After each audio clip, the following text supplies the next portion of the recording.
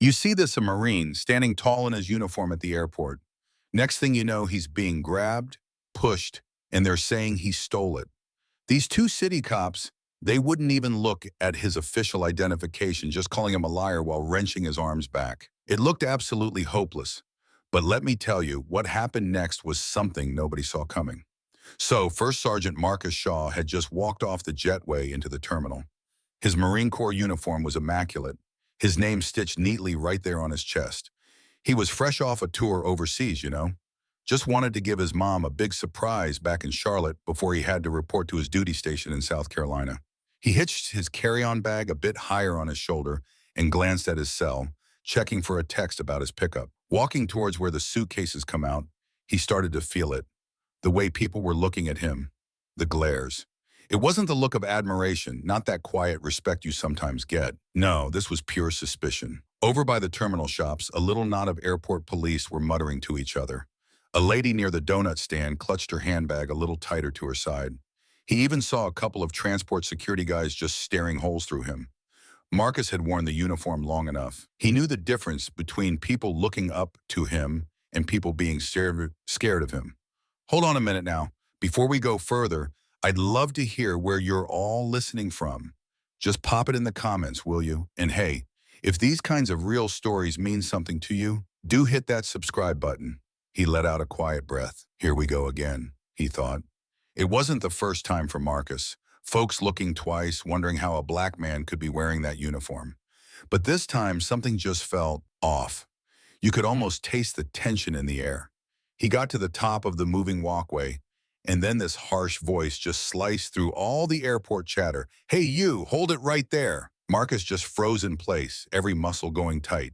He turned, real slow, and saw these two police officers making a beeline for him. The first one, Officer Kevin Miller, a heavy-set fellow with a big old mustache, already had his hand resting near his sidearm.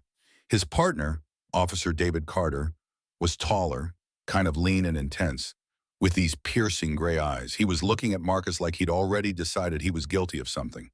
Marcus made sure to keep his hands where they could see them. That was a lesson he'd learned a long, long time ago. A sudden move could get you killed. Anything wrong, officer? Marcus asked. His voice was steady, but firm. Miller just sort of scoffed.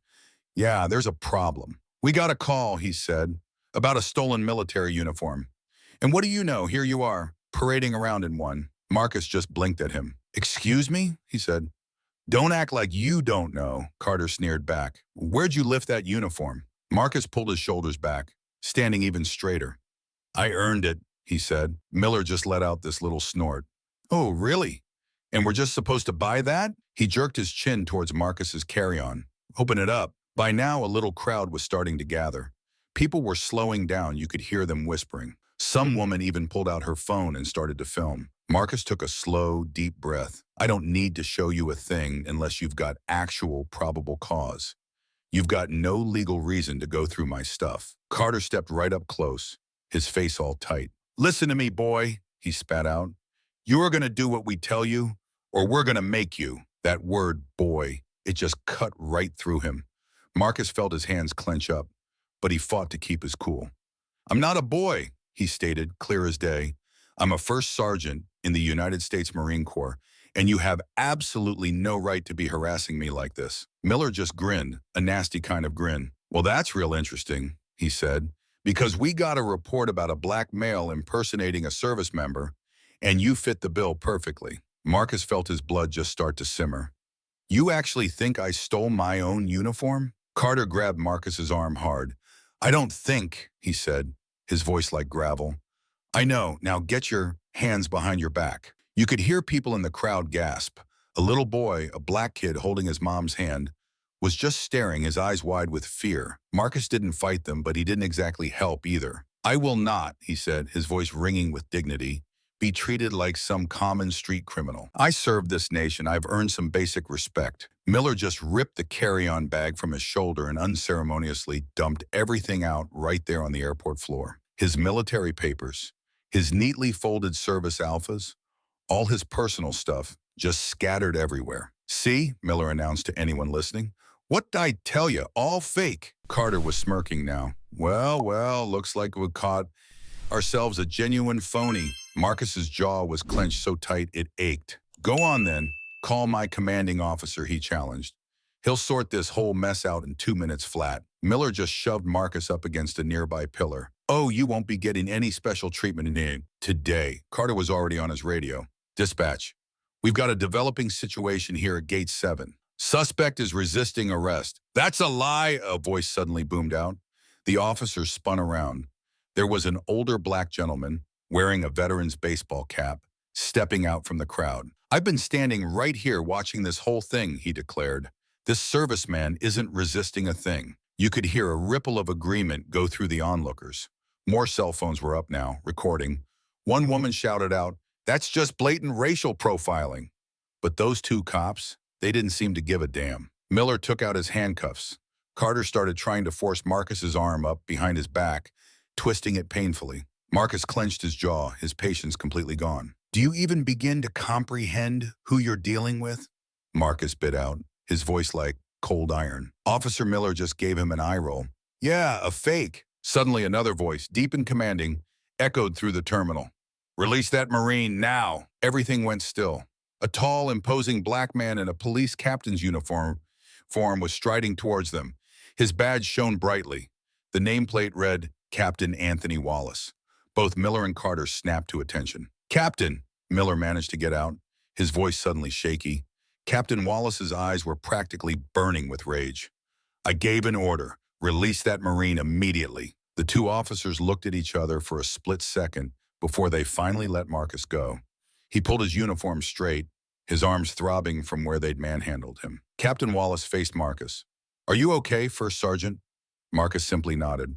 I'm all right, sir, but these two officers assaulted me, accused me of something I didn't do, and showed zero respect for my service. Captain Wallace's jaw muscles tensed up. He whirled back to Miller and Carter. You two, my office, right now. But, sir, Carter began. Now, Wallace thundered. Miller looked like he was about to be sick. Carter swallowed hard. They both knew they were in serious hot water. Captain Wallace turned his attention back to Marcus. I give you my word, First Sergeant. These men are going to answer for what they did here today. The crowd just burst into applause. You could hear people cheering. That older veteran I mentioned, he was beaming with pride as those two officers slowly shuffled off, looking like they were heading to their own execution. Marcus finally let out a long breath. It wasn't over yet, not by a long shot, but things were definitely starting to turn. If you're finding yourself caught in this and want to see where it goes, make sure you hit that subscribe button. You won't want to miss what happens next. So inside the Charlotte Airport Police Operations Room, you could cut the tension with a knife. Officers Kevin Miller and David Carter sat ramrod straight on cheap metal chairs, their faces white as sheets. Captain Anthony Wallace stood facing them, arms folded, his face giving nothing away. First Sergeant Marcus Shaw stood near the wall, composed, his uniform still looking sharp even after everything he'd just been through. He wasn't there just to hear an "I'm sorry." He was there to see that real justice was done. The door opened with a whoosh, and in walked a shorter, heavily built white man wearing a charcoal gray suit. His own badge identified him as Chief Dennis Morgan. He took one look at Marcus, then his gaze shifted to the two officers. All right, tell me exactly what went down here, Morgan said, his voice quiet but ice cold. Before Miller could even try to speak, Captain Wallace cut in. These two officers, Chief, leveled false accusations of theft against an active-duty Marine, physically assaulted him in a public space, and then tried to arrest him without a shred of evidence. Morgan's eyes narrowed. Is that correct? He asked them. Miller gulped. Sir, we were only doing our jobs. We had a report of a stolen military uniform, and he fit the general description. Oh, really? Morgan's voice was dangerously soft.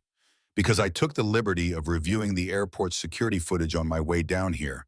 And from what I could tell, the only crime First Sergeant Shaw committed was being a black man walking through this airport. Miller and Carter looked like they'd seen ghosts, Morgan pressed on. Not only did you publicly humiliate a decorated serviceman, but you then lied in your official report, claiming he was resisting when the video clearly shows he wasn't. That's called falsifying an official document. Carter practically jumped out of his chair. We didn't intend. Sit down. Morgan's voice cracked like a whip. Carter sank back down. Captain Wallace kept his arms crossed. You didn't even bother to check his military identification before you laid hands on him, Wallace added. You just decided he was a phony because he's a black man in uniform. Chief Morgan let out a sigh and addressed Marcus directly. First Sergeant Shaw, on behalf of this entire department, I want to offer you my sincerest apologies. The way you were treated was inexcusable, and I assure you this will not be brushed aside. Marcus held his gaze. Apologies don't change what happened, Chief. These men need to understand there are serious repercussions for their actions. Morgan nodded slowly. And they will. He turned back to the two pale-faced officers. Effective this instant, you are both suspended without pay while we conduct a full internal affairs investigation. If you are found guilty of discrimination and abuse of your authority, you will be dismissed from the force and your badges will be revoked. Miller shot up from his seat again. Sir, you can't be serious. Morgan's voice was sharp, like a razor. You think this is some kind of joke? He slammed a hefty file down on the desk between them. You two have a history. Multiple complaints already filed against you. Racial profiling, using excessive force, general misconduct. And now this? Now you've gone and harassed an American hero. Frankly, you're fortunate we're not looking at criminal charges. Carter's hands were clenched into tight fists at his sides. This is completely unfair, he blurted out. Captain Wallace took a step forward. You want to talk about unfair? He challenged. How about being accused of stealing the uniform you bled for? How about being slammed against a wall in front of scores of people, treated like a common thug when you've done absolutely nothing wrong? His eyes got darker. You have no idea what unfair truly is, but you're about to find out. The room was dead silent. Miller just collapsed back into his chair, burying his face in his hands. Carter was gritting his teeth so hard, his whole body was shaking with barely suppressed rage. There was nothing more they could say. Miller and Carter, defeated, started shuffling towards the door.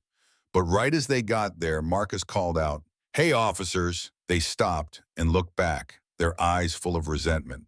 Marcus took a single, deliberate step closer, his voice calm and strong. Next time you cross paths with a black man in a service uniform, you show some genuine respect. We fight and sacrifice for this country, same as anyone. The door clicked, shut after them. Captain Wallace let out a long, slow breath. Chief Morgan rubbed at his temples. Shaw, the chief said, if there's ever anything you need from us, please, don't think twice about reaching out. Marcus gave a slight nod. I appreciate that, sir, but honestly, what I truly need is for this kind of thing to stop happening to people who share my skin color. Captain Wallace moved to his side, putting a reassuring hand on Marcus's shoulder. We know there's a mountain yet to climb, but what happened here today? It was a definite step on the right path. Marcus breathed out a deep sigh. He wasn't naive. He knew this one incident wouldn't end prejudice or unfair treatment or deep-seated injustice. But for this one day at least, the good guys had actually won. When he picked up his carry-on bag and walked out of that office, the heavy feeling he'd been carrying around seemed just a tiny bit lighter. Because just this once, it felt like fairness had shown up right when it was needed. They'd tried to rob him of his self-respect, you know? They'd tried to warp his story, make him the villain, just like they'd done to so many others before. But what they hadn't factored in was the truth, or basic justice, or that crowd of ordinary people who just refused to turn away and let it happen. Today, one Marine stood his ground, and the system, for this one time, actually backed him up.